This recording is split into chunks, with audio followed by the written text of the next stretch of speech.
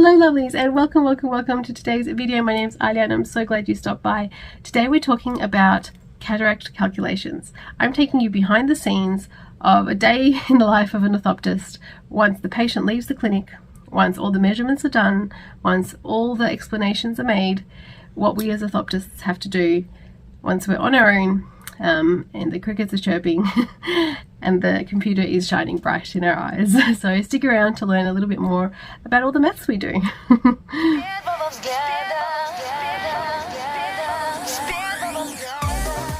So last week we spoke about monovision and deciding on which kind of visual outcome to go for, and this week I'm going to tell you a little bit more about how we get there regardless of what outcome we're going for. So as an orthoptist, I feel like it's one of my most important jobs, or at least the ones that I really have to knuckle down and take seriously, is to actually calculate what lens somebody needs. So just to quickly break it down, when you're coming in to get your cataracts measured, what they're actually measuring, what the orthoptist is actually measuring, is not the cataract at all. It's everything else, ironically, because the cataract itself is going to come out. That's the one thing that's going to be absent at the end of the day. So what we're actually looking for is the size of your eye, certain curvatures, and different surgeons will ask for different information, but generally speaking it's the curvature of the cornea at the very front of the eye there. Myself, I also get the width between the two whites. I get the depth of the anterior chamber, which is just the front bit up until the pupil. These are all things that we require for the formulas that we use. Now, I've got 3 doctors at the practice that I'm at, and everybody likes something a little bit different. Different formulas, different branded lenses, different style lenses, different color lenses even. And they do sometimes prefer different formulas too. Now, no matter what formula I end up having to use, those are the things that I require to know. And sometimes it's really difficult to actually measure the length of the eye. Occasionally I get patients that have let their cataracts go a little bit too far, or the cataract's been particularly aggressive and fast growing, and it's just not possible to use light to measure the cataract anymore, or the eye anymore. So instead I have to use ultrasound, and I feel like it's a little bit of an old school device, but it's very useful, especially in a clinic like ours. We actually do use it a fair amount because we do see advanced cataracts a fair amount, and yeah, so we often get it out. And I just want to show you one of the most popular formulas out there, and what is required to calculate, for example, a toric lens. I mentioned that we measure the corneal curvature, so the curvature of that front segment of the eye, and depending on how curved it is in one direction comparing to how curved it is in the other will tell us about how conical it is, or how pointy that curvature is. So is it a footy, like an Australian rules footy, or is it more of a soccer ball or a European football? Reality is all our eyes are a bit more of an egg shape, so smoother at the back and pointier at the front. But if you have a look at your next dozen eggs, you'll find that they're all a little bit different in how pointy they are too, and that's true of eyes. So in order to counteract or correct for that pointiness, we have this corneal measurement. Now, in our clinic, if it's over a certain amount, we will look into potentially correcting for that. And that condition, you probably have all heard, is astigmatism. Now, not everybody actually has astigmatism in their glasses all their life, but they may have astigmatism or some corneal curvature disparities in their eyes that they didn't even know about. And the reason they didn't know about it is because their lens, which has become a cataract, was always counteracting it. And once we remove that lens, there'll be nothing left to counteract it. So it's my job to count what lens, calculate what type, which direction, what strength is required to make the eye independent of glasses, or have perfect sight, or at least as close to it after surgery. So this is something I do all the time. I try to pace myself because it's very much data entry and it can get really repetitive. And as much as I did say that every eye is different, and as much as I always say in this channel that even one eye is nothing like the other, a lot of the time, Murphy's Law, I will have 3 eyes in a row with very similar numbers, and it can get really confusing. So I do like to pace myself and do a little bit every day. The most popular one that I found is the Barrett's formula. We also use another formula called Kane, and they're pretty similar between themselves. And this is just 2 examples. As I said, different doctors like different things, and we definitely do use more than one formula on each patient because we want to be able to see, if there's any red flags if there's anything to draw our attention. Also, the machine itself spits out a formula as well, and this is all based on the lens of choice. So depending on what lens you're choosing, the power will be different, because lenses all have a slight differentiation in the material and the thickness and color, as I mentioned. So it all will be individualized, not only just for the patient's data or measurements, but also for which brand of lens is being used and the particulars of that lens. These formulas are designed to be very user-friendly, so you put in the data once and then you can go around and switch things as you need, and then the data gets deleted once you leave the site. So it's not saved anywhere, which is really great for privacy.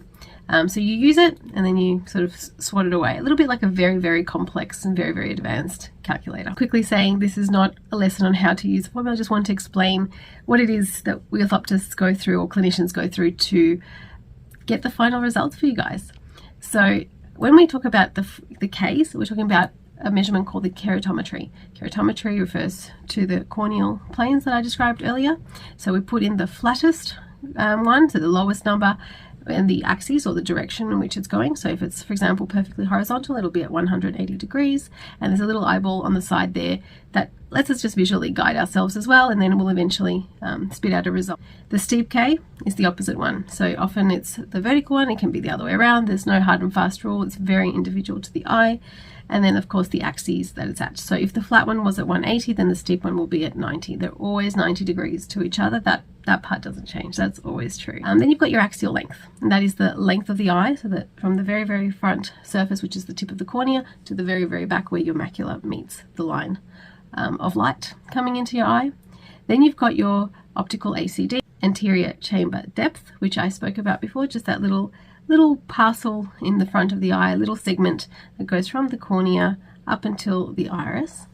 Then you've got your target refraction. Now this becomes really important if you've seen the last video that I did. So if somebody wants to read with that eye, that 0 becomes -1.5, -2, -2.5, whatever that patient requires. So incision, SIA, stands for surgically induced astigmatism. So that's that word again, astigmatism, referring to the curvature. When a little incision is made, and they're tiny, so often the induction is very small, when that incision is made and then it heals really quickly on its own, it just tightens things up. So we do know that per surgeon, often it does vary between surgeons depending on where they place their incision, and also depending on how big their incisions are or how deep or whatever it is their incisions are. We as orthoptists get to learn what that might be, and then we adjust accordingly. Really quite minimal. Then you've got the location. So based on what I just said, very important, because if that induction happens at the horizontal plane, that's going to have one type of effect. If that induced astigmatism happens at another plane, at another plane, at another plane, anywhere, it's going to have its own kind of impact depending on what the measurements that patient had originally. So little mathematical things like that is what we orthoptists think about all the time, all day long, when we're taking the measurements, when we're doing these formulas. I always feel like I've got, a matrix running in my head.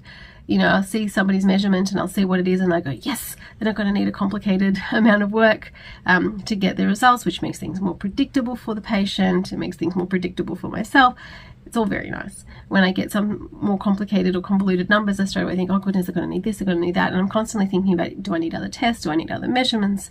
Etc., etc. You're constantly sort of having this matrix of thoughts and numbers running through your head when you're doing this type of work. At least I do anyway, but it could just be me. And then the WTW, so the white to white, which is actually depicting the width of the space that way. So we knew the AC depth, but now we also know the width. And that goes from the white here to the white there. And that measurement can be actually quite important. Location, location, location in this case. The other thing you can do is you can select what type of lens you might be using. And if it doesn't have it preset, you can actually enter it manually as well.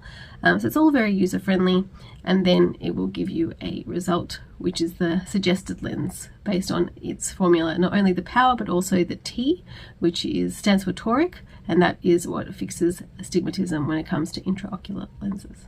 So lots to think about as an orthoptist when you're doing these calcs, because if you don't have enough data going, when you're spending the time in consultation with the patient, once you get to doing this, and this is usually done several weeks before surgery. It's not done immediately. It's only done when the patient's ready to go ahead with surgery. And then you find yourself looking at the data you've collected or the measurements you've taken, and something's insufficient or unclear or confusing, or you didn't have all those thoughts at the time. It's a real kicker. And with me, oftentimes I'm actually doing calcs for patients I've seen. So if the only somebody that hasn't done something for the patient would be myself, and I only have myself to blame. And it's really, really frustrating. I also work with other orthoptists and other people's calcs, and other people's measurements. So I do often get to reference back and say, they've done this way, and it's a really great learning opportunity just to reference off how other clinicians do their work as well. But we all have this idea of we need this minimum amount of information. We need to collect a minimum amount of data essentially of a patient, because once we get into this mode of calculations, not only are you thinking of the patient and what their desired outcome should be, or is what they desire it to be, but you're also thinking about how much predictability the surgeon that you work for, who's depending on you in these calcs, how much you're giving them. So there's a lot going on.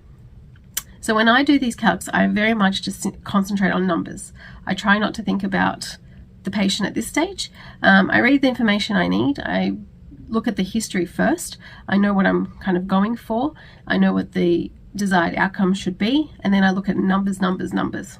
So it's very much a concentration job of entering numbers. Once I get my result, and I usually use several formulas and then compare them. One is very specific to the lens that we most often use in the clinic, and then I use the Barrett's, and then I also have a few others that the machines have spat out, and I just compare them all and take the best of. A lot of the time they overlap, a lot of the time it's very indifferent, but sometimes we've just had to use so many different machines because of how complicated the eye is that just does mean a lot more variability in the results. So I have to sit there and think about crunching these numbers. And that's where I go back and see what the patient needs. Does the patient need to be a perfect distance vision result? Does the patient need to be a perfect reading result? Does the patient want to be free of glasses? Because a lot of times, surprisingly, people don't. They're very comfy in their glasses and they just want their vision restored. There's a lot of variables, and it's very much a case by case thing. And I will get patients back for more measurements if I have to.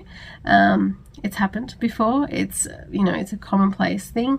I try to avoid it in the first visit, but if I get to this stage and things are just not clear to me, I will come and recheck or redo or do more. That's fine. And I always do it free of charge because it's for my results, for my outcomes. And they've already had their consultation. So I feel like if I haven't done it in the first set of measurements, then that's on me. So that's that one. I hope this has been informative for you guys. It's really, really a very, you open Pandora's box with this because it's a huge part of the work we do, especially if the surgeon in the practice does do cataracts, and most do, and most do a lot. So it's a very common ailment because everyone eventually gets cataracts if you live long enough. So it's just so commonplace, and that's why we do a huge volume of this sort of stuff.